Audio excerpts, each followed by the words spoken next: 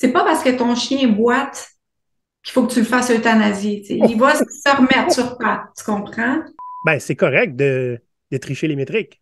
Mais Hein? tu vas tricher où après? À Ben, c'est quel point je peux te faire confiance? C'est pas en faisant une cabane à sucre une fois par année que tu développes l'engagement de tes employés. Parce que qui est la meilleure personne pour évaluer la réalité de son day-to-day? C'est Bibi. Comme vous le savez, Maurice nous a quittés en mars dernier.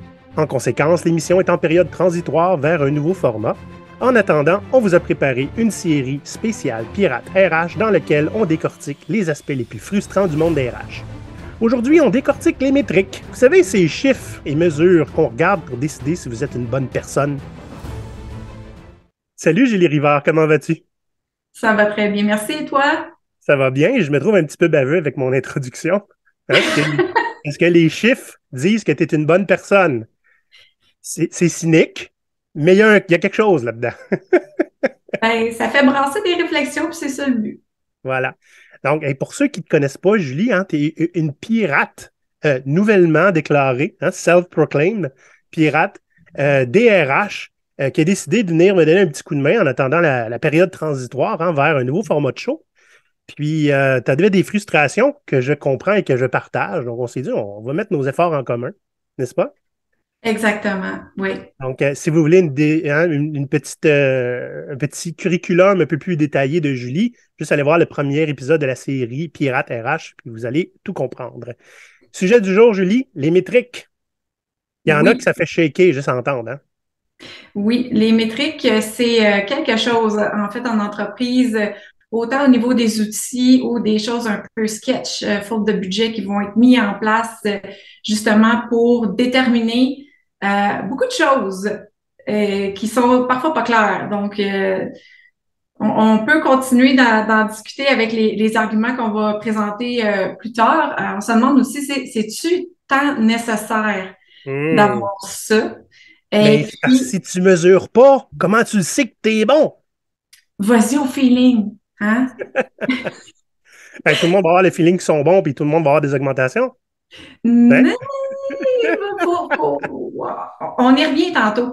Oui. Et puis, pourquoi on les aime pas, les métriques? Il y a une foule de raisons pour ça. Hmm. Entre autres parce que souvent, c'est de l'inconnu, c'est pas nécessairement bien communiqué aux employés. Les managers vont pas nécessairement être bien outillés pour jouer avec ça, si on peut le dire.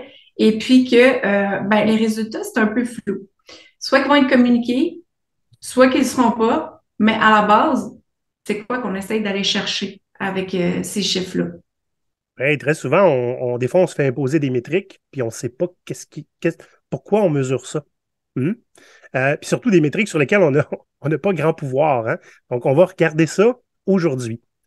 Avant qu'on tombe dans le vif du sujet, j'aimerais ça justement, tiens, euh, parlons des métriques, mais je vais juste rappeler aux gens que cet épisode est rendu possible grâce à l'implication de nos membres Patreon. Je fais un lien avec les métriques. Tu sais, il y a beaucoup de gens, par exemple, qui vont sentir je me sens menacé par ces métriques-là, parce qu'on mesure tout le monde de la même façon. Mais moi, je ne suis pas comme tout le monde. Je veux dire, personne n'est comme tout le monde, on s'entend. Il y a des gens qui ont plus de difficultés avec la norme. Puis dans notre communauté de pirates sur Discord, on s'est rendu compte récemment qu'il y a une proportion assez élevée de gens qui se considèrent comme étant neurodivergents. J'ai trouvé ça assez intéressant parce que tous se considèrent dans un safe space sur notre communauté. Hein? Donc, s'il y en a pour qui la norme dans le travail vous affecte et que vous avez de la difficulté à trouver votre place dans le travail, hein? C'est pour ça qu'on a créé GoPirate, Maurice et moi à l'époque, on avait de la difficulté à trouver notre place. Donc, on a essayé justement de créer des options alternatives pour d'autres gens, pour les aider à trouver leur place dans le travail, ou toujours du moins créer un contexte dans lequel ils seraient bien. Et donc, si c'est quelque chose qui vous touche, n'hésitez pas à venir voir notre page Patreon. C'est patreon.com/GoPirate Canada pour devenir membre et avoir accès à notre communauté Discord. Il y en a pour tous les budgets. OK? Puis, si jamais vous êtes vraiment mal pris, venez nous parler, no matter what. On va trouver quelque chose pour vous aider. OK? Arrêtez-vous pas au montant d'argent qui est écrit là. OK, partons ça. Euh, Les métriques. Là, on va s'entendre, là, hein, les épisodes qu'on fait ensemble, Julie, on débunk beaucoup de choses. Ça ne veut pas dire, c'est pas parce qu'on débunk que ça ne peut pas être bien utilisé. Au contraire, Absolument. il faut faire attention. Et la plupart des sujets qu'on aborde, on comprend pourquoi les gens les aiment, souvent, puis que c'est un réflexe. On essaye de te faire élever un petit peu d'awareness, peut-être, pour que les gens se mettent en question. Pourquoi on fait ça comme ça? Est-ce que c'est comme ça qu'on devrait le faire? Donc, métrique, on a des objectifs, une productivité, et notre contribution et notre rendement vont être mesurés en conséquence.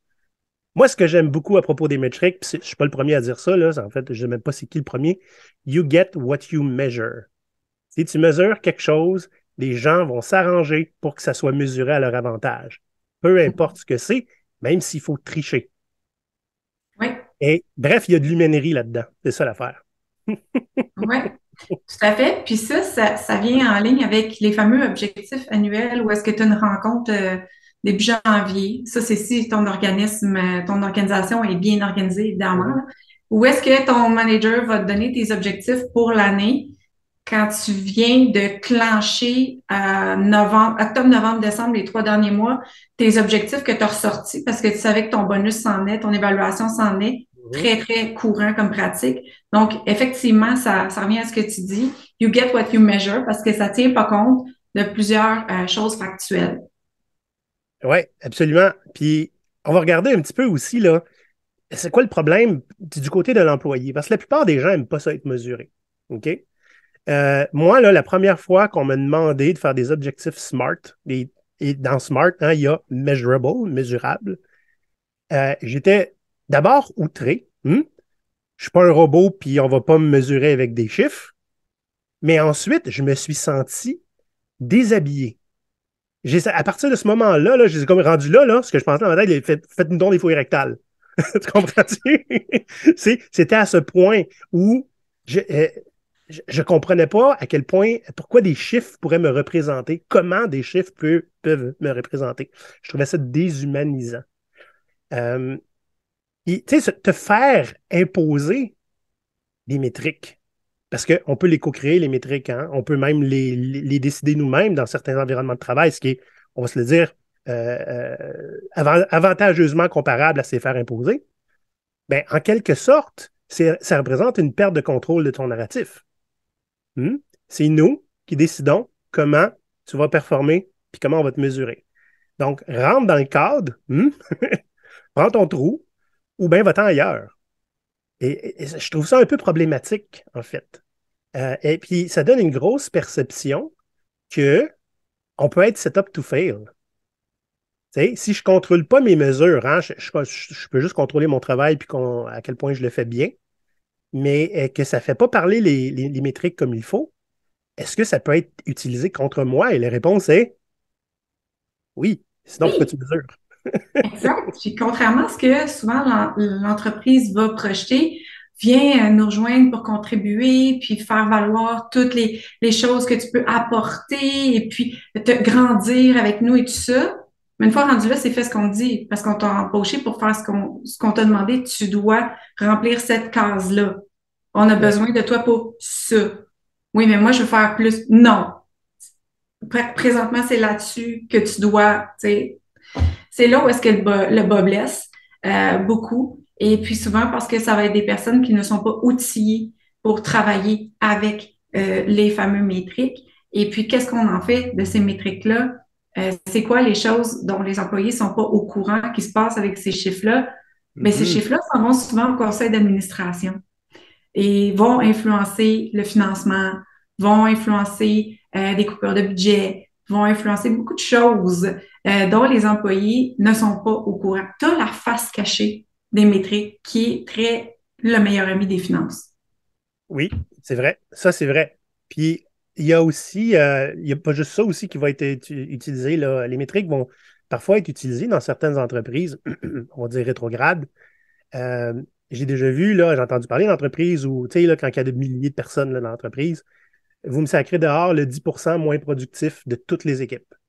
Fait que tu as une Mhm. équipe de champions où tout le monde est écœurant, ben le 10% de l'équipe va quand même se faire sacrer dehors. Tu comprends-tu? C'est pas parce qu'ils sont pas productifs, là, comparé aux autres, ils sont absolument productifs. Mais il y a des métriques qui peuvent être utilisées comme ça. Oui, Donc, parce que ton métrique ne va pas dire que tu as un de tes employés qui est dans 10% des moins performants, qui s'est séparé cette année, qu'il a eu rough, que ses enfants ont été malades, il a été absent. Il était peut-être moins performant cette année, mais c'était ton meilleur l'année passée. Donc, c'est pas parce que ton chien boite qu'il faut que tu le fasses euthanasier. Tu sais. Il va se remettre sur pattes, tu comprends? tu joues fort, ma chère, j'aime ça. J'essaie Je, juste d'illustrer pour faciliter la compréhension. ben, c'est exactement ce qu'on veut. Là, puis moi, je vais utiliser même un autre exemple. Euh, j'ai un chef d'équipe, tu sais, un champion, là, quelqu'un qui amène les autres plus loin. Il s'est consacré à amener toutes les autres de son équipe beaucoup plus loin en performance. Ça veut dire que lui, il a nécessairement été un petit peu moins performant sur ses tâches quotidiennes. Est-ce que tu le mets dehors? Hein? Donc, le contexte des métriques est excessivement important. Oh. Ça m'amène encore à dire, tu sais, il ne faut pas oublier, comme beaucoup de choses, c'est un outil, les métriques. Et c'est ce qui compte. En fait, ce qui compte, c'est ce qu'on fait avec. Et que c'est pas tant Mhm. l'outil en soi qui est important que ce qu'on va faire avec. Puis je pense que c'est Exact. primordial que ça soit exposé, spécialement à ceux qui vont être mesurés. Comment Oui. est-ce qu'on va les lire, ces métriques-là? Comment est-ce qu'on va les analyser? Euh, Puis aussi, honnêtement, comme n'importe quelle décision, en tout cas, moi, ce que j'essaye d'apporter dans mes équipes, c'est quand on mesure quelque chose, est-ce qu'on le fait pour servir l'employé, l'employeur ou les deux? Parce que mesurer les métriques, c'est un processus. C'est un processus. Tu en es l'esclave. D'après moi, tu devrais le tuer, le processus, pas l'esclave. OK? Donc, il faut qu'un processus te serve toi. Donc, si la seule raison pourquoi on mesure, c'est pour rassurer quelqu'un d'autre, y a-t-il d'autres moyens de le faire? Hein? Ben oui, tout à fait. Mais encore là, tu sais, est-ce que vous faites confiance à vos équipes puis à leur jugement? Les gens que vous embauchez puis que vous mettez dans des postes de gestion, est-ce que vous leur faites confiance ou vous devez toujours contre-valider ce qu'ils font? Là où on amène le fameux micromanagement, entre Mhm. autres. Puis ce dont tu parlais justement, le chef d'équipe, tantôt, ça vient me faire gricher des dents, toucher une corde sensible, parce que souvent, on va oublier que ces gens-là, leur rôle, c'est faire briller leur équipe. Oui. Et pendant qu'ils font briller leur équipe, qu'est-ce qui arrive comme questionnement, c'est ouais, mais qu'est-ce qu'il fait, lui? Si toutes les fait tout faire ses affaires par les autres, fait quoi, lui, en a-tu besoin? Mais pourquoi tu penses que son équipe performe? C'est parce que c'est lui qui est en arrière pour les pousser. Donc, il y a ces facteurs-là aussi qu'il faut tenir en compte quand tu es un gestionnaire. Comment tu évalues la personne selon ce qu'elle doit apporter? Ouais. Puis, tu sais, ça, c'est le leader, comme tu disais tantôt, c'est des servant leaders, hein? Des gens qui Mhm. vont pousser les autres plus loin qu'eux pourraient aller eux-mêmes seuls. Et il y en a qui vont le faire, comme moi. Je dis que c'est une obsession en blague, là, mais je veux dire, c'est ce que j'aime faire. C'est ce qui je me sens utile quand je fais ça. Tu sais, Ben quand oui. quelqu'un, suite à une intervention ou à du coaching ou quoi que ce soit, se retrouve en meilleure situation qu'il l'était avant, puis qu'il n'aura pas à venir me revoir pour la même chose, puis qu'il va même pouvoir le transmettre à quelqu'un d'autre, là, je sens que j'ai été utile. C'est pas pour rien que je suis coach Mhm. d'équipe, tu sais. Mais Encore mieux, s'il a amélioré ce que toi t'as apporté, puis tu peux aussi en tirer profit, là, t'es au mhm. paradis, là. Ben oui, il l'a extrapolé pour l'adapter à sa situation que je ne connais pas, mais que je Mhm. connais un autre qui l'a, sa situation à lui. Ben là, on peut dupliquer ou ben on peut décupler l'impact qu'on peut avoir et la valeur qu'on peut apporter. Tu sais. Mais, Donc, c'est très intéressant. Je l'ai vécu aussi à un moment donné. Tu sais, quand je disais tantôt la première fois qu'on m'a forcé à faire des métriques smart, puis que je me suis battu, puis j'ai griffé, puis j'ai kické jusqu'à temps qu'on me dise, garde, ça va être ça, puis c'est tout. À un certain moment donné, tu sais, je me suis résigné à le faire. Fait que on ne peut pas dire que j'ai collaboré. On m'a fait coopérer. Il y a une différence entre collaboration et coopération. Hein? Coopération, c'est le mhm. mot qui est utilisé par les forces policières. Thank you for your cooperation. Refus d'obtempérer, Ouais, c'est ça. lui en dedans. Donc, Mhm. plus tard, ben, à peu près en rencontrant Maurice, puis quand on a commencé à parler ensemble d'appropriation de narratif, je me suis rendu compte à quel point ça peut être puissant si c'est moi qui ai fait les métriques. Fait que deux jobs plus tard, là, hein, après qu'on me l'ait imposé, ben, je me suis devenu bon à faire des métriques smart, hein, des objectifs smart. Je pars la job, là, je commence. Première semaine, je me fais des objectifs, je monte ça à bon boss. Prise de narratif immédiate. Il n'y a rien eu à faire. Tout ce qu'il y a eu à faire, c'est je te challenge là-dessus. Peux-tu améliorer ça? Sinon, je signe. Fait que mes objectifs là étaient à moi, juste parce que j'ai pris une initiative. OK? Puis j'ai essentiellement donné, tu sais, voici ce que tu veux voir probablement. Fait que je vais le mesurer pour toi. Fait que je suis en contrôle. Et lui, ben, ça le rassure parce qu'il n'y a pas besoin de me tenir par la main. Hein? Ça, Oui. c'est fort. Ceci dit, quand je suis arrivé avec ça dans deux autres entreprises plus loin, que je commence à amener l'idée de faire ça dans mon équipe, mon patron, le VP, le meilleur boss que j'ai jamais eu, Alex, okay, si jamais tu écoutes ça, me challenge tout de suite. Non, moi, je ne fais pas ça pour mes évaluations, des objectifs SMART. Ouais. OK, imagine qu'il y a un développeur qui dit, moi, je veux apprendre, je ne veux pas moi, telle librairie. OK? Puis tu vas dire dans ton, c'est quoi tes achievables? Tu vas dire, ben, je vais suivre tel cours sur je ne sais pas quelle plateforme. Puis je vais faire les deux, trois modules là, de travaux qui viennent avec. Et ça va être coché. J'ai appris la librairie. Ben, si tu as fait ça, puis tu sens pas que tu maîtrises la librairie, tu as coché une case. Ton objectif est atteint, mais tu sens pas que tu as appris la librairie. Oh, ça fait D'imposteur? mal. Est-ce que toi, tu es satisfait? Est-ce que toi, tu considères que tu as appris la librairie? Est-ce que tu la maîtrises au niveau que tu voulais l'avoir? Mm. Et là, eh ben, il m'a viré toute ma perception cul par-dessus tête. C'est pas juste ce qui est mesurable, ce qui est fait, pas fait, pourcentage. Il dit qu'un objectif est atteint. Il y a aussi, toi, comment tu te sens par rapport à ça? Toi, est-ce que tu es satisfait? Et ça, c'est pas quelque chose qu'on va demander souvent aux employés, hein? Non, non, puis c'est exactement ce que j'explique souvent en entreprise, c'est qu'une personne qui n'a pas d'intérêt à apprendre quelque chose va l'apprendre un peu comme on fait à l'école. Ben, il faut que je fasse ce cours-là puis que je le passe. C'est fait. Mais est-ce que j'avais de Voilà. l'intérêt? Est-ce que ça m'a stimulé? Puis ça, est-ce que ça va m'aider à accomplir quelque chose de nouveau dans l'entreprise, développer plus de compétences? Non.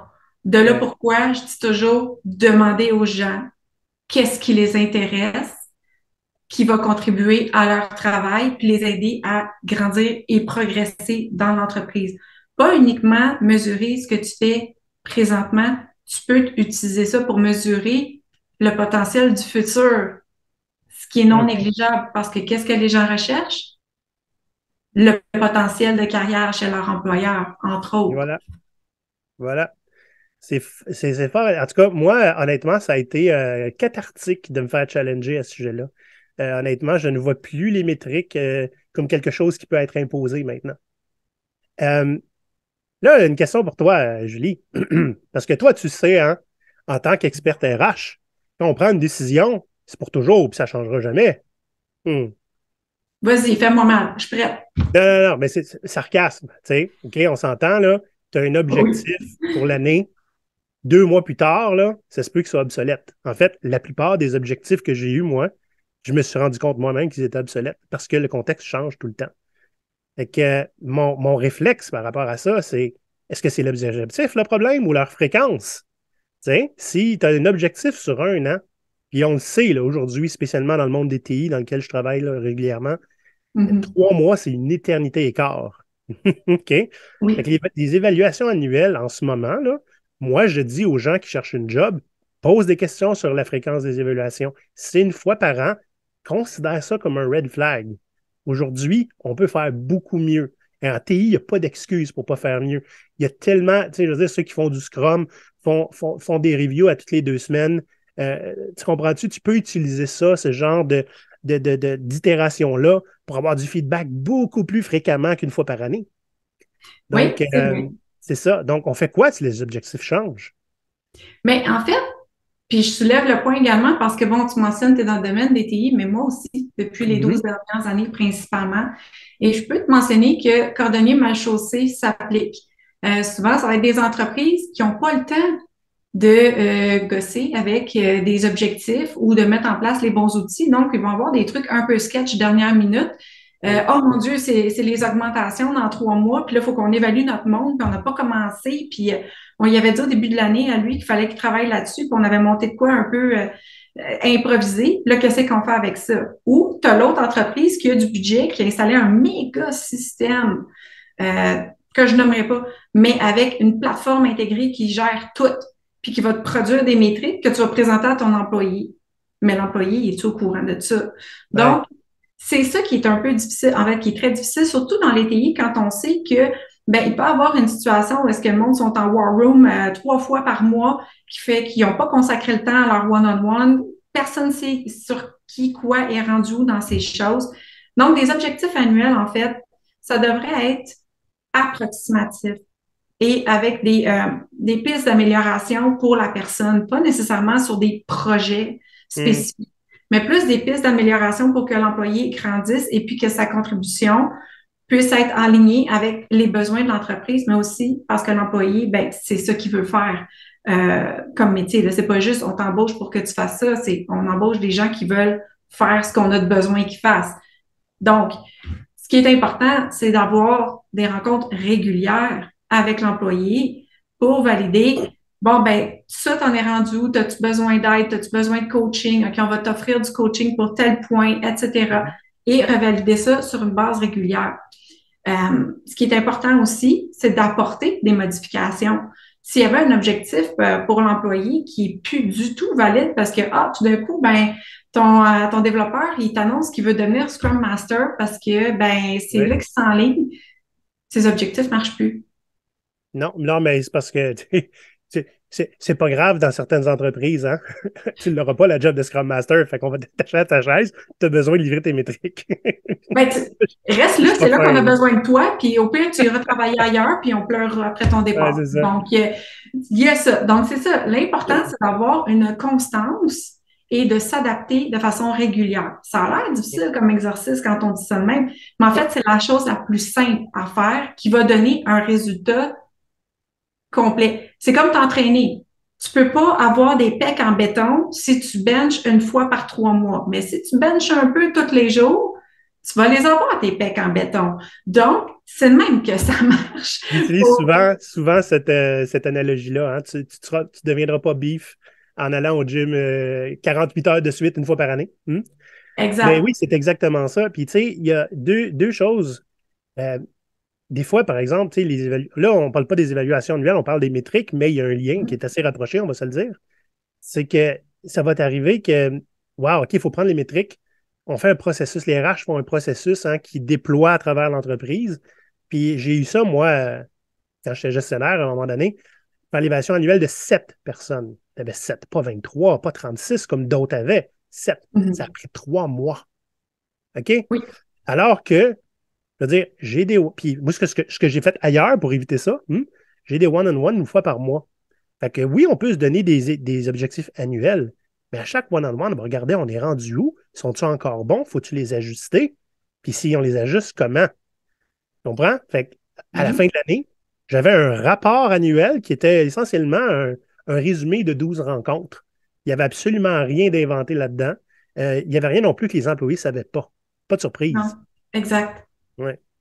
Dernier Oui. point que je voudrais qu'on bâche, là, c'est que des métriques, c'est un peu comme n'importe quoi. Tu peux faire dire ce que tu veux à ça. Oui. Tu avais un exemple par rapport à des taux de roulement là, dans des keynotes et ces affaires-là. C'est-tu quelque chose que tu as Oui. vécu, ça?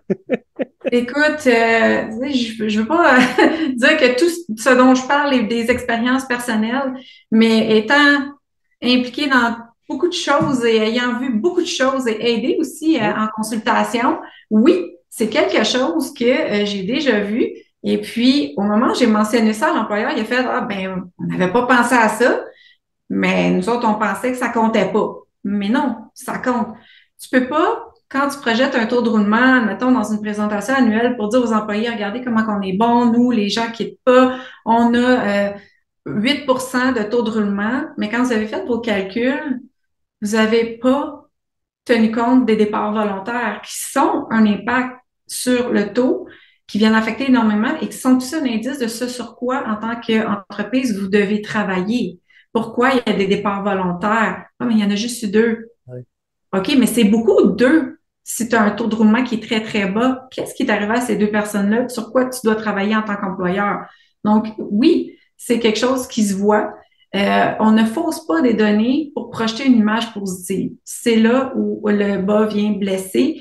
et les employeurs doivent être le plus transparents avec leurs équipes. Dire aux employés, regardez, on a fait là-dessus, puis on veut s'améliorer. Aidez-nous. Oui. Avez-vous des suggestions? Comment on peut faire en sorte que ça ne revienne, ça se reproduise pas? Venez nous parler. On est Ouais. ouvert.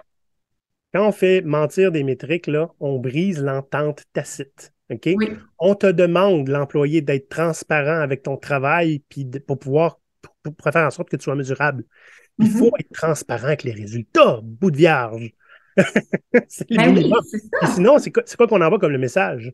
Ben, c'est correct de tricher les métriques. Mais Hein? tu vas tricher où après? À Ben, quel point je peux te faire confiance? voilà. Donc, hein, Ouais. ce qu'on fait ou ce qu'on ne fait pas, des fois, ça parle très fort.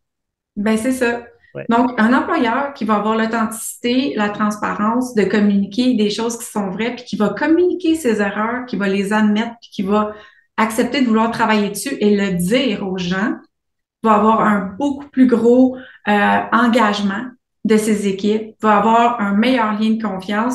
Puis, c'est pas en faisant une cabane à sucre une fois par année que tu développes l'engagement de tes employés, c'est dans les actions et ce que tu démontres. Oui, on va en parler souvent, ça, de passer à l'action plutôt que parler.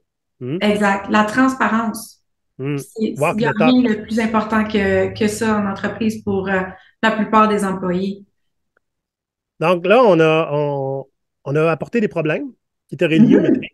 Piste de solution, hein, parce qu'on aime ça avoir au minimum qu'est-ce qu'on peut mettre en place hein, pour réparer ça si ça arrive chez vous. Qu'est-ce que tu proposes, toi, en premier?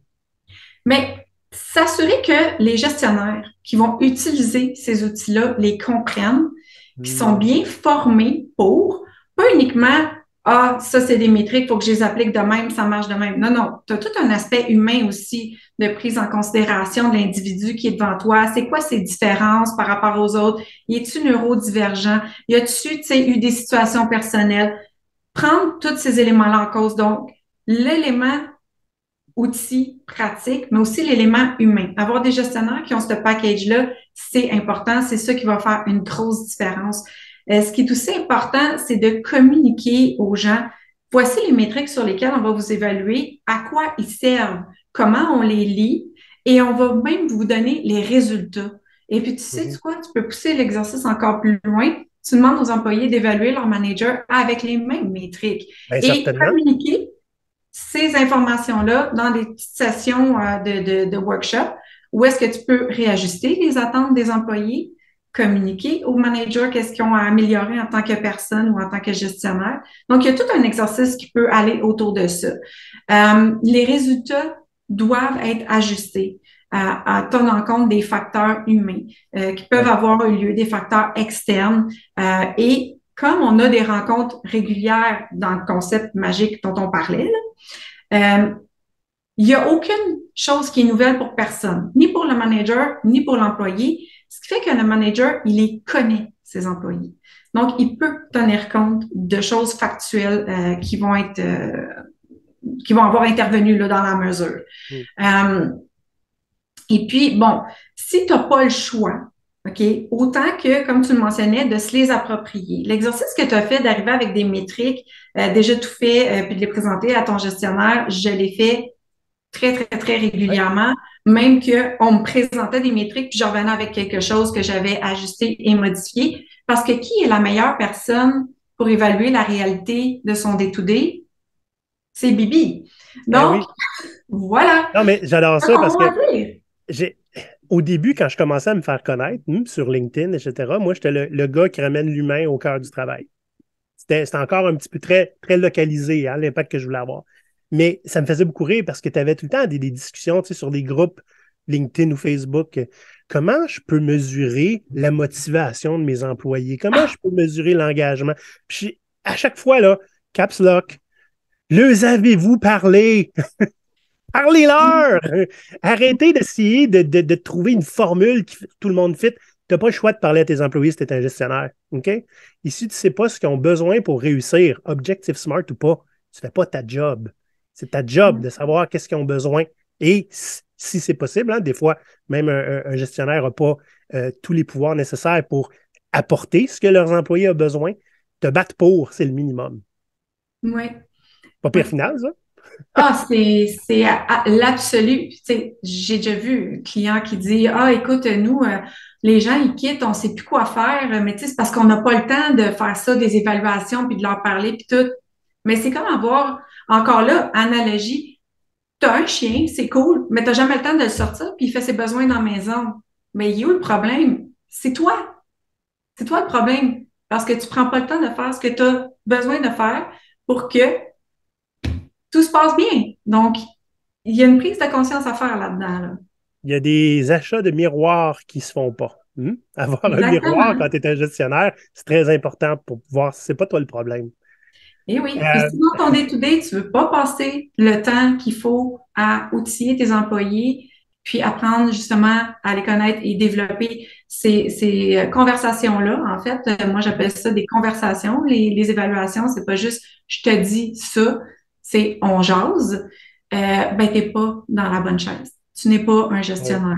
c'est T'es triste. Il y a un beaucoup, senior. beaucoup, ouais, il y a beaucoup de gestionnaires, en fait, qui se retrouvent gestionnaires parce qu'ils sont bons techniquement à faire ce qu'ils font, Oui. mais qu'ils ont pas nécessairement les aptitudes pour faire grandir l'être humain, qui devrait être la qualité numéro un des gestionnaires. Oui, puis ça pourrait être un autre épisode éventuellement, d'en discuter Absolument. de la ligne droite, là. Il y en a pas. Ah, OK. Mais s'il faut qu'on parte là-dessus, tu vas voir, c'est pas une ligne droite, ça a l'air plus une branche d'arbre. C'est ça. La Après, morale de s'il y en est l'épisode. dans la vie. Ouais. La morale de l'épisode, hein? Comment est-ce qu'on peut prétendre être une entreprise humaine si toutes les décisions sont basées sur des chiffres? Les métriques, ça devrait nous guider dans la prise de décision. Guider. En fait, moi, je trouve ça génial, les métriques, parce que quand on prend des décisions, les métriques, c'est un petit peu comme des boundaries. Hein? Ça nous dit un petit peu si on est dans le champ, est-ce qu'on est là où on voulait l'être, etc. Fait que ça nous donne un petit peu des signaux pour dire, il faut prendre la bonne décision maintenant, en se basant Oui, sur les signaux. Mais si c'est les signaux qui prennent la décision, là, c'est un problème. Hein? c'est Donc, ça. C'est ça si. qu'il faut ramener, en fait, c'est que les métriques, c'est une très bonne chose. C'est comment on les utilise. C'est un char, puis tu sais pas conduire, conduis pas. Tu conduis sur le banc en arrière. Entre autres. Donc, ne pas oublier, les chiffres, on peut leur faire dire ce qu'on veut. Hmm? Par exemple, 100% des gens qui vont regarder cet épisode vont faire like. C'est une métrique. Merci beaucoup, Julie. Très Merci à gentil toi. d'avoir contribué cette semaine. Si les C'est gens ça. veulent connecter avec toi, LinkedIn est une bonne plateforme? Tout à fait. Puis je voulais aussi mentionner que, bon, depuis le premier épisode, c'est vraiment cool. Il y a beaucoup de gens qui me contactent pour donner du feedback, pour partager ce qu'ils vivent, parce qu'ils s'identifient beaucoup à ce qu'on communique dernièrement. Il faut pas oublier que les RH, ça touche tout le monde. Ça reste du domaine de la business. Donc, c'est pas juste un champ concentré sur la gestion d'humains. Ça touche plein d'aspects. Donc, ça me fait toujours plaisir de répondre aux gens qui me contactent et puis qui me partagent justement ce qu'ils vivent comme situation. Comme tu le mentionnais tantôt, ben, on est là pour aider. Donc, ne vous gênez pas. Carrément pour moi, hein, moi, personne ne peut me parler. Non, c'est pas vrai. Le monde vient de me parler et ça me Moi, je fait te parle. plaisir de répondre. Oui, au gros pire, si je réponds pas immédiatement parce que je suis occupé, je vais répondre bientôt.